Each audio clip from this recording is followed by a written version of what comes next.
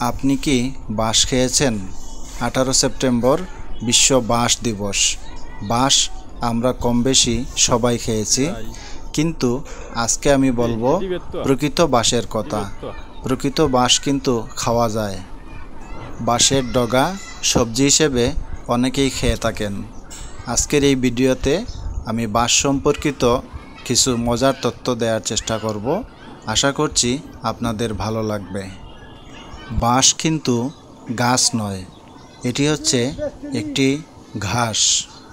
বিশ্বের মধ্যে দ্রুত বর্ধনশীল উদ্ভিদগুলো যে আছে তার মধ্যে বাঁশ অন্যতম। বাঁশ 24 ঘন্টায় প্রায় 1 মিটার পর্যন্ত লম্বা হতে পারে।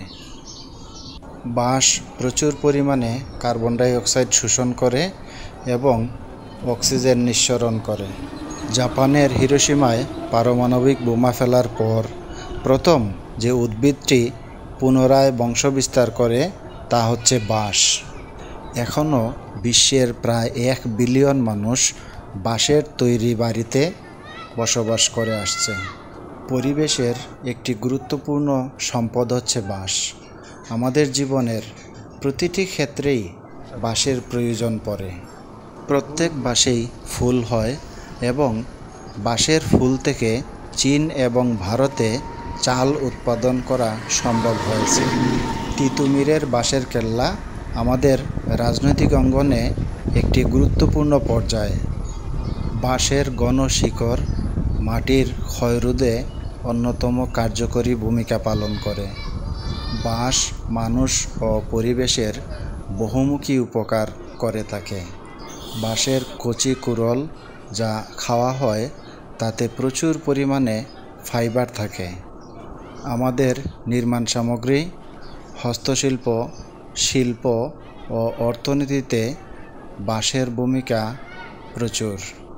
অনেক সময় বাঁশ খাওয়া শব্দটি নেতিবাচক হিসেবে ব্যবহৃত হলেও বাঁশ ছাড়া আমাদের জীবন অনেকটাই কঠিন হয়ে পড়ে। বাঁশ বাতাসকে বিশুদ্ধ করে এবং প্রকৃতির এসি হিসেবে কাজ করে। বিভিন্ন ধরনের প্রাকৃতিক দুর্যোগে বাঁশের খুব বেশি প্রয়োজন এবং বাঁশ দিয়ে আমরা অনেক দুর্যোগ থেকে রক্ষা পেতে পারি। আপনার অল্প জায়গা থাকলেও বাঁশের চাষ করতে পারেন।